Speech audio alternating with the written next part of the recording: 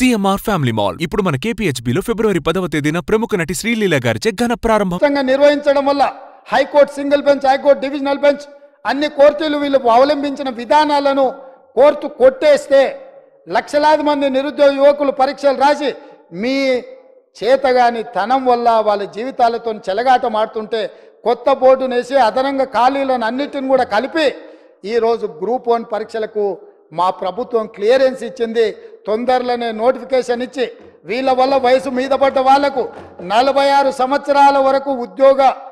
Application పెట్టుకోవడానికి అర్హత కల్పించి వయసుకు కూడా మినహాయింపునిచ్చి మా ప్రభుత్వం నిరుద్యోగ యువకుల్ని ఆదుకోవాలన్న ఆలోచనతోని మేము ముందుకు వచ్చినాం అధ్యక్ష.